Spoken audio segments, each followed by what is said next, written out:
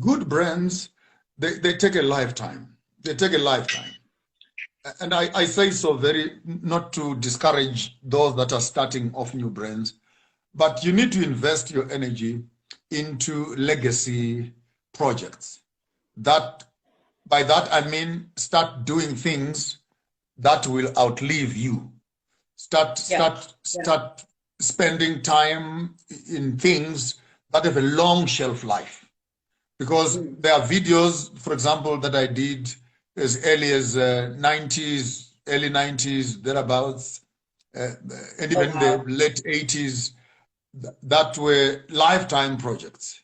And some of them are sitting with them somewhere in their houses, but once in a while, someone pops it in, and it is timeless. And above everything else, word of mouth is the most effective way of building that brand. You need to ask yourself, in my absence, what are people saying about me, and what kind of a message are they emitting there? So you put subjects out there that I can allow a conversation of mature people. I mean, I get calls often when some of my friends meet their friends and they don't know each other, but then in the midst of their talking, someone says something, and from nowhere someone says, no, Maponga said this, and there, boom, a debate starts. A conversation starts, and this one says, okay, finally, guys, let's call him. I have his number. For me, that is the brand life. You need to live not on the shelf. You need to live not on a t-shirt. You need to live in the hearts and minds of people. What impact are you giving to the people? Can people talk about you when they don't see you in a positive way? That takes time. How do you deal with a brand, especially when it comes to conversations that you are not in control over, the narrative? How do you deal with that? Live your truth for what it is worth. Live your truth. Be honest with yourself, and don't be hard on yourself. You will make mistakes. I have made mistakes. I will still make mistakes in the future. There's nothing mysterious about making mistakes in life. There's nothing mysterious. Even Bill Gates, the billionaire that we know, is going through a divorce. He's made mistakes in his life. He has had some issues around his own life and etc. So don't be hard on yourself. The most successful amongst us are also making mistakes. And the most stupid amongst us are also making mistakes. It is part of it. Go back to your physics. For every move in any direction, there's an equal opposite force. That is the definition of inertia. That is movement. That is motion. So when you are moving at 10 kilometers, resistance is at 10 kilometers. When you move at 160 kilometers or 260 like I do, the wind on my face is equivalent to the speed at which I'm thrusting into my destiny. So to me, that has become movement. It is healthy, it is life, it is natural. It is natural to be resisted. It is also natural to be loved. Feed on the energy that propels your wings forward and deal with those that are pulling you back, but spend as much time with what is important to you. Amen. Every time you try to be like me, you forfeit me the opportunity to experience you. Yeah. Oh, wow. So we know Michael Jackson. We know Tupac. We know Lady Gaga. You know, we know Angelina Kujo. We know them. But we don't know you. We don't know you. So there is a space on the face of the earth where you also need to be born, show up, and show off. Oh, I like that. Show off. Yeah, show off some bishop. Show off some bishop's assets, for crying out loud. Show off. Show off. So do something. Just show off. Tell us what you're made out of. Great stuff. Why is it important to expand your brand beyond where you come from? You will understand that Colgate, for example, McDonald's, for example, Coca-Cola, for example, Microsoft, for example.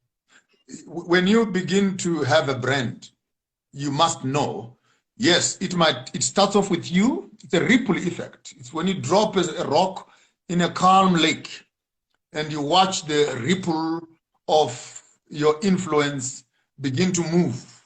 You will be interested to know that actually the tsunami, they say it was caused by a simple, small little shake and move on the bedrock of the ocean. Small little thing, and it created a wave.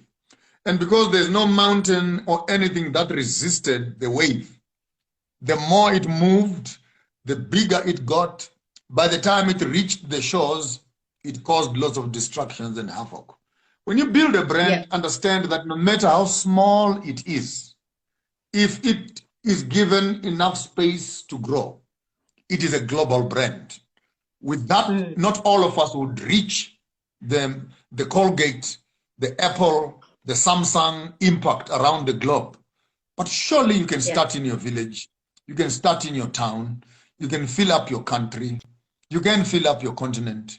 And the whole, I have a beautiful concept, by the way, which I call the conspiracy concept. And the conspiracy says, the world is conspiring for my success. The whole world is conspiring.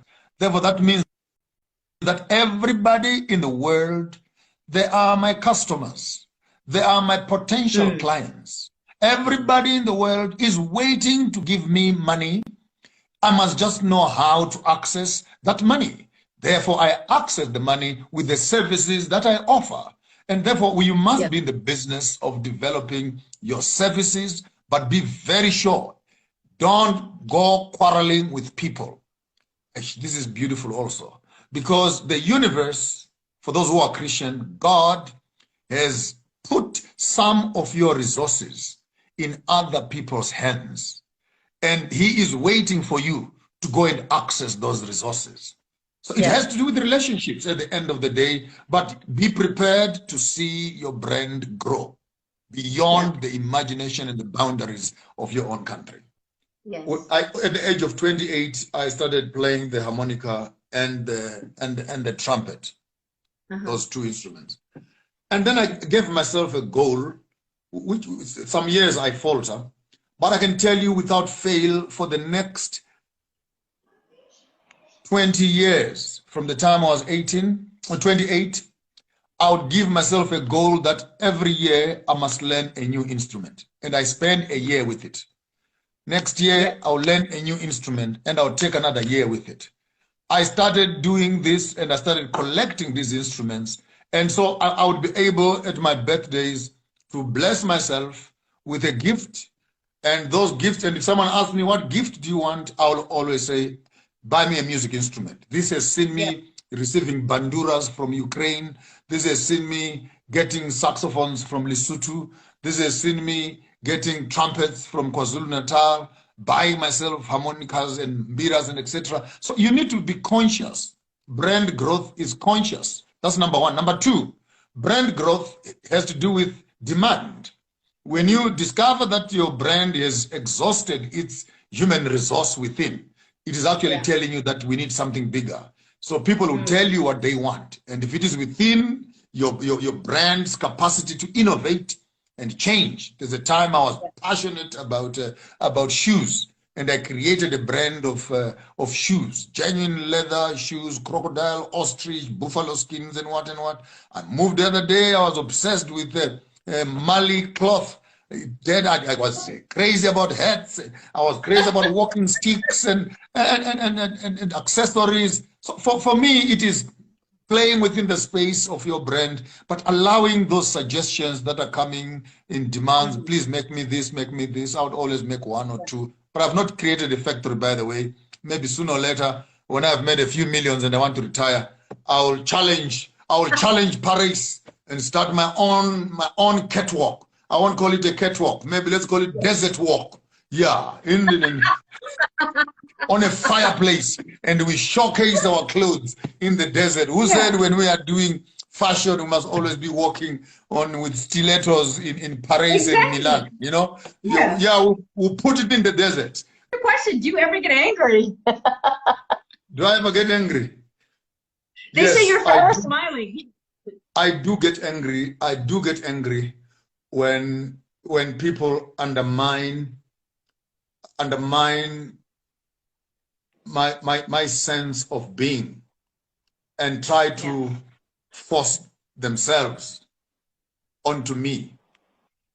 And Yeah. they want to live their lives of their religious frustrations through me. That's one thing that really pisses me off. Particularly people who fail to comprehend that we are all wired differently. And if all of us were like you, what kind of a world will this be? Of photocopied plots, you know? So let's appreciate Correct. each other. So I get angry, yes, I get angry. And when you tamper with that part of my wiring, you may just find me a bit careless and reckless in language, and not Yeah. very. No, it's not a nice space. But for the benefit of the doubt, for those that want to, just emulate your kind of caliber, what kind of skin do you have to have in terms of brand? Very important question. Very important question you're raising, and I'll attend to it with the respect that it deserves. Yes. For me to get to where I am also, I had people that I looked up to. From my Mm. preaching days as a young boy, I had sort of my idols. The guys like C.D. Brooks, the Black American guy, guys like E.E. Cleveland, Bradford, Benjamin Reeves, the Martin Luthers, the Malcolm X's, and etc. And I would stand there sometimes trying to do this American and Martin Luther thing, but purely in my youthfulness, I found quickly, for me it happened quite quickly, I quickly found my voice. But after combining a couple speaking techniques from the rhetorics of the Adolf Hitler's, the allegories of Adolf Hitler, and the oratory, and to the psychology and philosophy and wisdom of Gibran, and reading becomes important. My name is Marara, which literally translated rubbish, which could actually mean, Really? yes, Marara means Is that rubbish. what it means? Yes, Oh, but okay. it's not just rubbish. Marara is also the leaves that are falling from a tree, and they settle at the Mm. bottom of the tree and they rot, and they become manure for the seeds of the next season. So I am Marara. You want to learn from what I've learned? Get absorbed in my teachings, get absorbed in my writings, use that as manure. Come out of that rubbish with your own voice and your own brand. But even the best amongst us, even Nelson Mandela, even Obama, name the greatest leaders, we are all influenced by those that have walked ahead of us. It is not true Yeah. that you can just become yourself from nowhere. No, you will learn from those that have gone ahead of you. I call that pollination. Yeah. The bees would move between plants and pollinate, and each plant produces its own fruit, but they've exchanged energies, so to speak. Great stuff.